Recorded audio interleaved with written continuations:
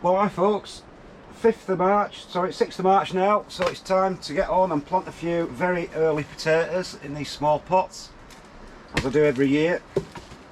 I like to grow some undercover a lot earlier than I would do outside, just so I can get a bit of a head start and get a few pots full, maybe early June time, before the ones outside are ready. So I'm growing some, I can't remember what they were again, it's either Nicola or Charlotte. And before we get going, I just want to show you how, just by pure chance, I managed to keep these ready for my own sweet potatoes for this year from last year's crop. And all I did was, I think the last crop was about sort of mid to the end of August, mid-August to the end of August. And all I did was I selected about 20, about egg size, like so. Did nothing with them. All I did was to put them in egg trays, and I left them in the porch in the sun, and they've been there ever since, not done anything to them. So they've been in there for almost 6 months now. Get cold at night but not frost, and they don't get very hot during the day because it's quite a cold porch, like a conservatory thing. And as you can see, in that time they've gone absolutely perfect. Just got small chits on now, small sprouts, and they're absolutely perfect to plant out. So no special procedures like keeping them in the fridge or anything like that. And it does save you a lot of money if you can keep your own potatoes for next year's sowing, because they are getting a lot more expensive these days. So basically, like I said, I just left them in the porch in an egg box. They've been in there for 6 months and they're in perfect condition. So that's a good money saving thing. Just like I said, I just found it out by chance. So I'm just going to be using general bog standard multi-purpose compost, and I like to use this organic potato fertiliser because it's got high potash in it, which is good for building up tubers and things like that. Good for fruits, and it's good for making potatoes swell. And this is just some pound shop stuff, so it's not that expensive. Absolutely stinks, so it must be good. So I'll just show you how we do it. Like I said, it's just bog standard compost. This stuff's got wood fibres in it to reduce peat and stuff like that. Same sort of stuff I used as last year, and it looks terrible, but it produced the goods. So I'll just fill it up about half full. Put a little handful of this in, not a great deal. They won't be going too long. I'll just give that a good mix up. And with these being 10-litre pots, my rule of thumb is for new potatoes is to use 1 sweet potato per every 10 litres. So in these 10-litre pots, obviously 1 potato. When I'm growing them outside in the 30-litre pots, I like to put 3 potatoes in. And I'm just going to push this seed potato right down to the bottom, maybe an inch from the bottom, like so. And then we'll just fill it right to the top.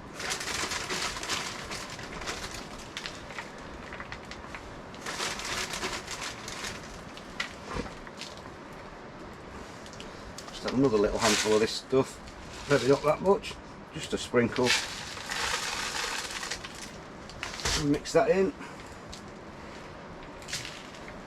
And then what I'll do with these, I'll move them into the house or into the porch as usual until they sprout, because if they're in here in this polytunnel it's going to get below freezing for a few weeks, so they'll probably just rot off. So what I'll do, like I said, I'll leave them in there to sprout, and once the shoots start coming through the surface, I'll then move them in here, and then if we do get any frost, I'll protect them with fleece and things like that. So I won't put any water on now. I won't water them now because there's plenty of moisture in this compost, and if you do water them, with it being just a seed potato, it's got a good chance of going rotten before it does actually start to grow. It couldn't be easier. Let's do another one. Well, it's the price of compost gone through the roof this year. This is the cheapest I've found, and it was on a deal at 3 bags for 20 quid. So it is getting quite expensive, but who knows, not a lot you can do about it. So again, just a little bit of fertiliser, not a great deal.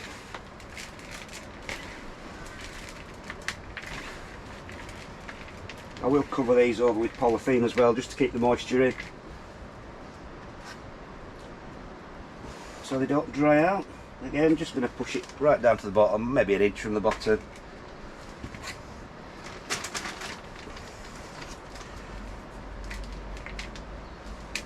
and then just fill it up to the top.